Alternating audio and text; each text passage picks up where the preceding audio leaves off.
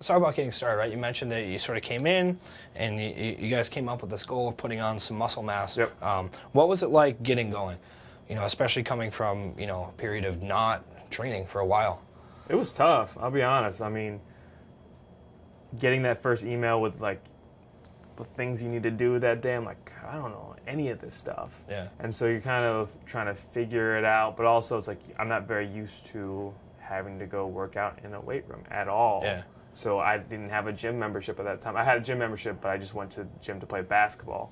So then all of a sudden you go to the gym, you're like, okay, I don't know what the hell I'm necessarily doing here. Trying to figure out like what times do I go. So all this is kind of like, first it was like a little overwhelming. But once you started to get into it, started getting sort of hands-on training, finding people like, hey, you're doing G-Feet program as well. Like maybe we should go up together or something like that. Then you start to get the ball rolling a little bit. But yeah, at first it was tough. Yeah. So you kind of go through this period of maybe being a little bit overwhelmed, like, man, there's too much going on. This is totally new for me. Yeah. Why did you keep going through that period? Why did you push through? I'm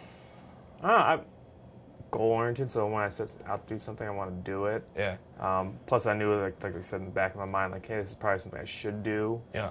So at first, it was like, I think Britt was really good about just creating baby steps. Like, we're not just going to throw you into the fire. Started off slow. So maybe at first it was like 3 days of workouts or something like that. Maybe I go play basketball the other 2 days.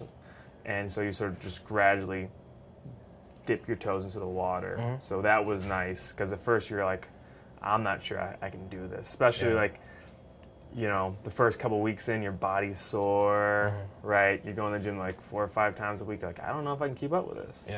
Yeah. So small actionable steps sort of got you through that initial period. Okay, interesting.